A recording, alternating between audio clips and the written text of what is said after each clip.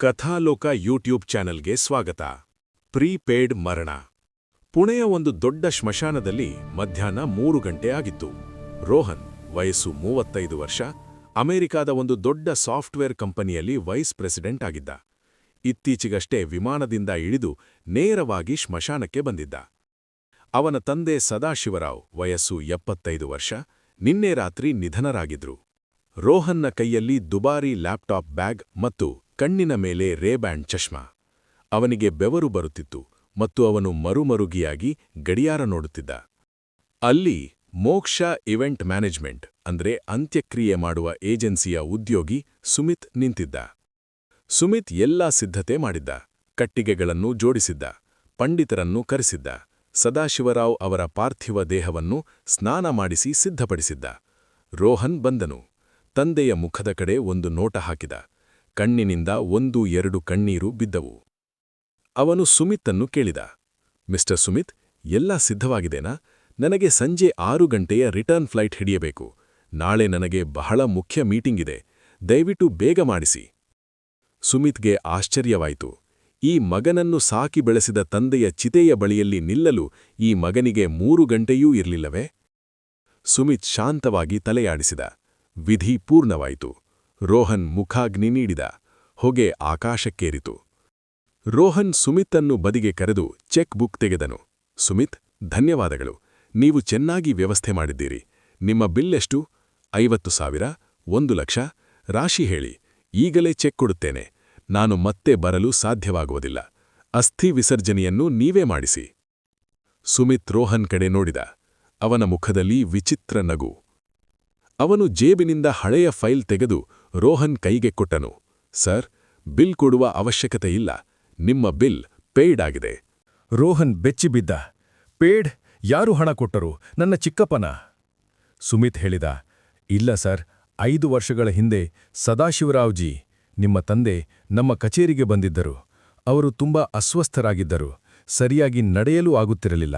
ಅವರು ಕೇಳಿದ್ದರು, ನಿಮ್ಮ ಪ್ಯಾಕೇಜೇನು? ನನ್ನ ಮಗನಿಗೆ ತೊಂದರೆಯಾಗಬಾರದು, ಎಲ್ಲ ವ್ಯವಸ್ಥೆ ಮಾಡುತ್ತೀರಾ? ನಾವು ಪ್ಯಾಕೇಜ್ ವಿವರಿಸಿದೆವು.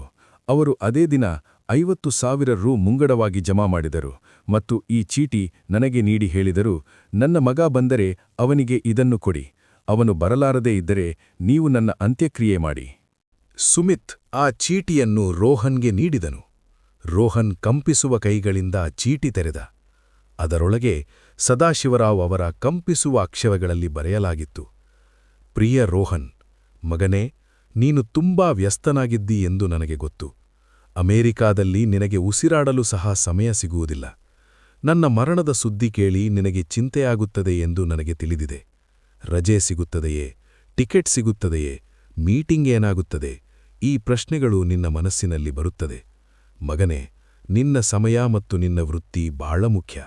ನಿನ್ನನ್ನು ನಾನು ಲೋಕವನ್ನು ಗೆಲ್ಲಲು ಬೆಳೆಸಿದ್ದೇನೆ. ಒಬ್ಬ ವೃದ್ಧನ ಶವಕ್ಕಾಗಿ ನೀನು ನಿನ್ನ ನಷ್ಟ ಮಾಡಿಕೊಳ್ಳಬೇಡ.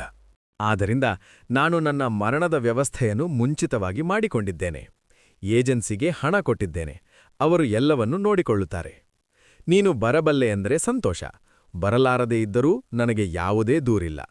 ಒಂದು ವಿನಂತಿ ಮಾತ್ರ. ನಾನು ನಿನ್ನನ್ನು ಬಾಲ್ಯದಲ್ಲಿ ಶಾಲೆಗೆ ಬಿಡಲು ಹೋಗುತ್ತಿದ್ದಾಗ ನಿನ್ನ ಕೈಯನ್ನು ಎಂದಿಗೂ ಬಿಡಲಿಲ್ಲ. ಇಂದು ನೀನು ನನಗೆ ಅಗ್ನಿ ನೀಡುವಾಗ ನಿನ್ನ ಕೈ ಕಂಪಿಸಬಾರದು. ಬೇಗ ಹಿಂದಿರುಗು. ನಿನ್ನ ಹೆಂಡತಿ ಕಾಯುತ್ತಿರಬಹುದು. ನಿನ್ನ ಅಪ್ಪ. ಚೀಟಿ ಓದಿದ ತಕ್ಷಣ ರೋಹನ್ ಕೈಯಿನ ಚೆಕ್ ಬುಕ್ ಕೆಸರಿನಲ್ಲಿ ಬಿತ್ತು. ಆ ಸ್ಮಶಾನದಲ್ಲಿ ಕಟ್ಟಿಗೆಗಳು ಸುಡುವ ಶಬ್ದದ ನಡುವೆ ಈಗ ರೋಹನ್ನ ಅಹಂಕಾರ ಮತ್ತು ವೃತ್ತಿಯ ಗರ್ವವೂ ಸುಟ್ಟು ಭಸ್ಮವಾಗಿತ್ತು. ಅವನು ಮೊಣಕಾಲು ಮೇಲೆ ಕುಳಿತನು. ಅರಚಿದ, ಅಪ್ಪಃ, ನನ್ನನ್ನು ಕ್ಷಮಿಸು. ಅವನು ಸುಮಿತ್ ಕಾಲು ಹಿಡಿದನು. ಸುಮಿತ್, ನನಗೆ ಅಮೆರಿಕಕ್ಕೆ ಹೋಗಬೇಕಿಲ್ಲ. ನನ್ನ ಅಪ್ಪನ ಜೊತೆ ಇರಬೇಕು. ನಾನು ಕೋಟಿ ರೂಪಾಯಿ ಗಳಿಸಿದ್ದೇನೆ. ಆದರೆ ನಿಜವಾದ ಭಿಕ್ಷುಕ ನಾನು. ನನ್ನ ಅಪ್ಪ ಮರಣ ಸಮಯದಲ್ಲೂ ನನ್ನ ಮೀಟಿಂಗ್ ಬಗ್ಗೆ ಚಿಂತಿಸಿದರು. ಆದರೆ ನಾನು ಅವರ ಅಂತಿಮ ದರ್ಶನಕ್ಕೂ ಲೆಕ್ಕ ಹಾಕುತ್ತಿದ್ದೇನೆ. ಆ ದಿನ ರೋಹನ್ ಫ್ಲೈಟ್ ಹಿಡಿಯಲಿಲ್ಲ. ಅವನು ಅಲ್ಲೇ ಸುಡುವ ಚಿತೆಯ ಮುಂದೆ ಇಡೀ ರಾತ್ರಿ ಕುಳಿತಿದ್ದ. ಏಕೆಂದರೆ ಅವನಿಗೆ ಅರ್ಥವಾಗಿತ್ತು, ಪ್ರೀಪೇಯ್ಡ್ ಸಿಮ್ ಕಾರ್ಡ್ ಮಾತ್ರ ಆಗಬಹುದು, ತಂದೆಯ ಪ್ರೀತಿಯಲ್ಲ. ತಂದೆಯ ಪ್ರೀತಿ ಅನ್ಲಿಮಿಟೆಡ್. ಅದರ ಬೆಲೆ ವಿಶ್ವದ ಯಾವುದೇ ಕರೆನ್ಸಿಯಿಂದಲೂ ತೀರಿಸಲಾಗದು.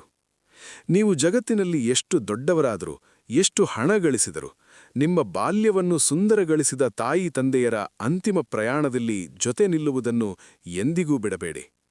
ಏಜೆನ್ಸಿ ಅಂತ್ಯಕ್ರಿಯೆ ಮಾಡಬಹುದು, ಆದರೆ ಕಣ್ಣೀರು ಏಜೆನ್ಸಿಯದು ಆಗುವುದಿಲ್ಲ. ಅವು ನಮ್ಮ ರಕ್ತದ ಬಂಧಗಳದ್ದೇ. ಫಾದರ್ಸ್ ಡೇ ಒಂದು ದಿನಕ್ಕಷ್ಟೇ ಸೀಮಿತವಲ್ಲ. ತಾವು ಓದಿದ ನಂತರ ಬೇರೆಯವರಿಗೂ ಶೇರ್ ಮಾಡಿ.